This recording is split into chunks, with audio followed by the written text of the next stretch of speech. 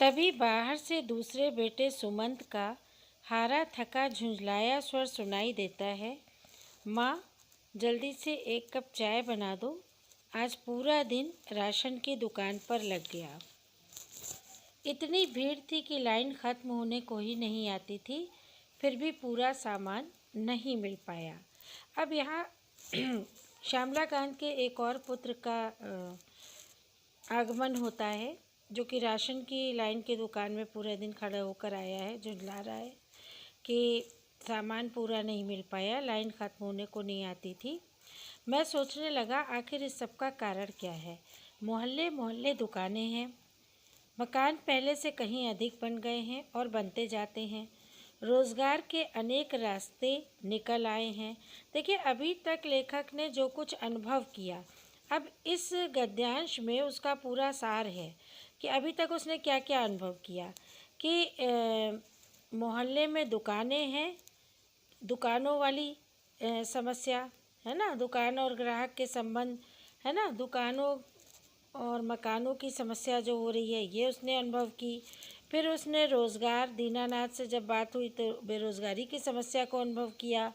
फिर उसने जब वो आ रहा था तो रेलगाड़ियों और बसों की भीड़ की समस्या का अनुभव किया, है ना। और अब वो क्या अनुभव कर रहा है, साथ ही उसने ये भी देखा, जब श्यामलाकांत की पत्नी से बातचीत हुई तब उसने देखा कि चिकित्सा सुविधाओं का विस्तार हुआ है, फिर भी लोगों की आवश्यकताएं पूरी नहीं हो पाती। यानी अस्पतालों में भीड़ बढ़ रही है, जहाँ देखिए भीड़ ही भीड़ है। ये भीड़ क्यों बढ़ती जाती है? क्या आदमी स्वयं इसके लिए उत्तरदायी नहीं है? अब वो ये सोचने लगा कि भीड़ क्यों बढ़ रही है।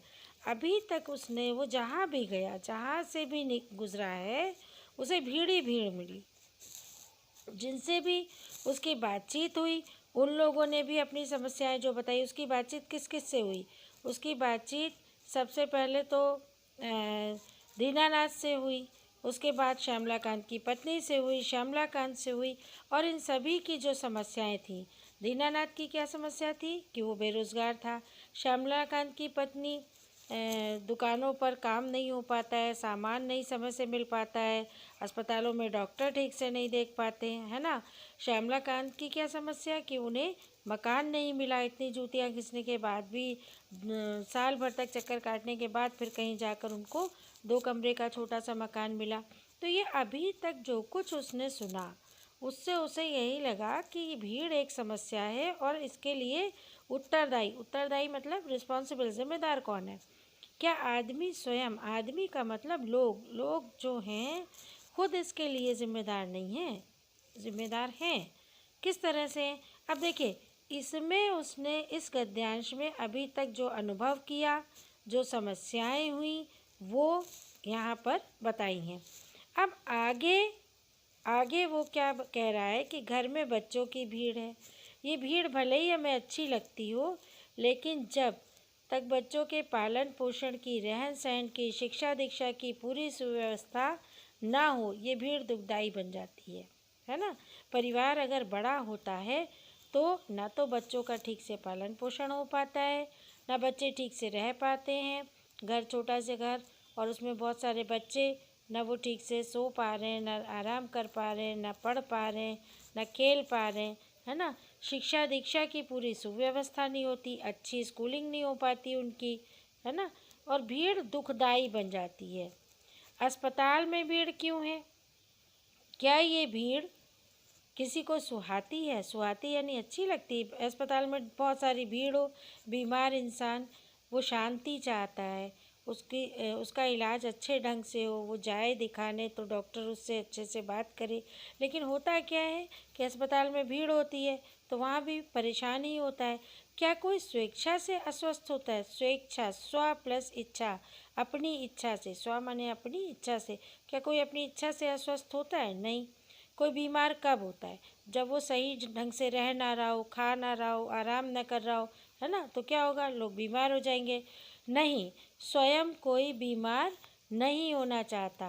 बीमारी क्यों होती? बीमारी कुपोषण से, गंदे और संकीर्ण मकानों के दूषित वातावरण से होती है। कुपोषण यानी भरपेट खाने को ना मिले, है ना, अच्छा संतुलित आहार ना मिले, और गंदे और संकीर्ण, संकीर्ण मतलब छोटे से सकरे मकान, बहुत छोटी सी जगह में ढेर सारा सामान, ढेर सारे लोग, है ना, तो उसमें वातावरण दूषित होता है। हवा और प्रकाश भी नहीं आती है वहाँ पर ठीक से, तो फिर वो बच्चे बीमार होने लगते हैं। जितने लोग रहते हैं घर में सब बीमार होने लगते हैं। लेकिन यदि सीमित परिवार हो, छोटा परिवार हो, स्वच्छ जलवायु हो और खाने के लिए भरपूर भोजन सामग्री हो, तो भोजन बीमारी से बचा जा सकता है। अब श्यामलाकांत के परिवार में यही समस्या है कि परिवार बड़ा है और मकान छोटा है, खाने के लिए पर्याप्त भोजन सामग्री भी नहीं है, इसलिए बच्चे और श्यामलाकांत की पत्नी सभी कमज़ोर हैं। रेल बस में भीड़ का कारण भी बढ़ती हुई जनसंख्या है। अब वो धीरे धीरे इस निष्कर्ष पर पहुंच रहा है कि इन सारी समस्याओं की जड़ बढ़ती हुई जनसंख्या है। देश के अनुशासन पर दुष्प्रभाव पड़ता है। आपने देखा ना, शुरू में लेखक ने बताया कि गाड़ी की छत पर भी लोग बैठकर यात्रा कर रहे हैं, तो ये सब अनुशासनहीनता होती है। या अस्पताल में डॉक्टर को घेरे हुए हैं, तो ये अनुशासनहीनता है।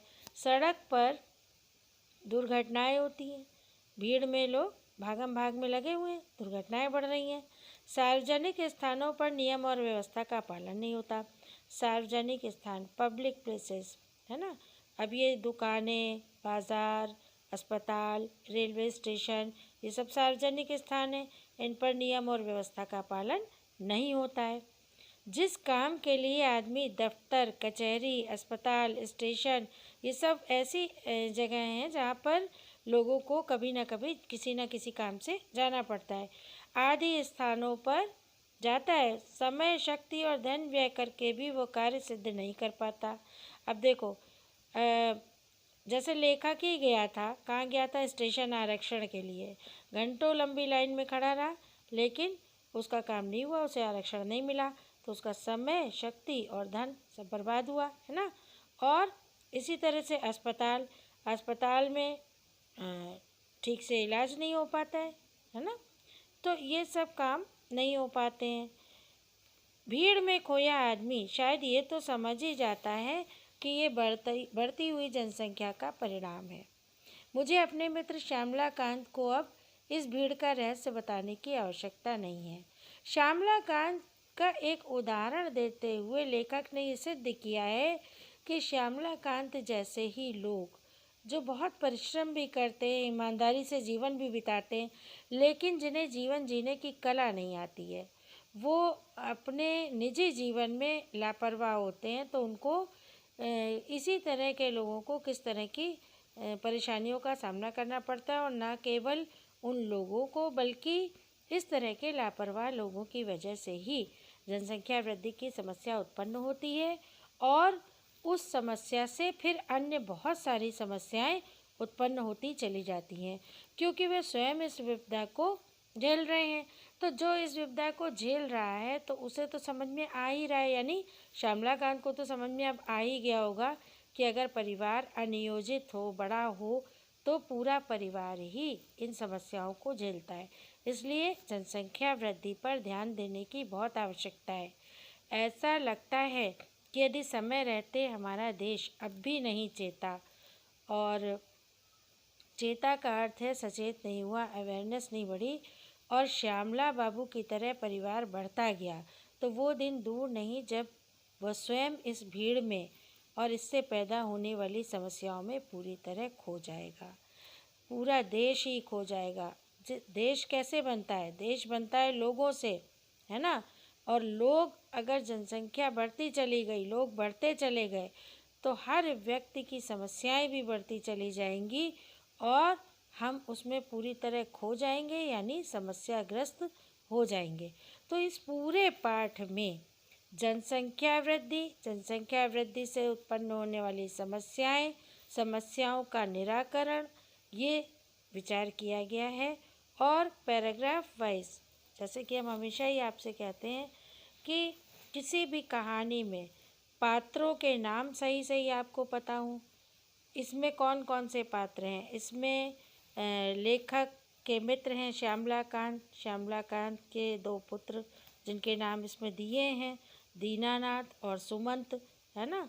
अब इनसे संबंधित जो घटनाएं घटी हैं, जैसे दीनानाथ बेरोजगार है 2 वर्ष से, और सुमंत अभी राशन की दुकान से लौटा है, पूरा दिन उसने लगा दिया लेकिन उसे सामान नहीं मिल पाया। और श्यामलाकांत की पत्नी, वो भी बड़े परिवार के कारण अनेक प्रकार की समस्याओं से ग्रस्त हैं। तो ये सब कुल मिलाकर जितने पात्र हैं इस कहानी में, ये प्रतीकात्मक रूप से यही बताते हैं कि जनसंख्या वृद्धि एक बड़ी समस्या है जिसका कारण हम स्वयं हैं, और अगर हम सचेत ना हुए तो ये समस्या बढ़ती चली जाएगी।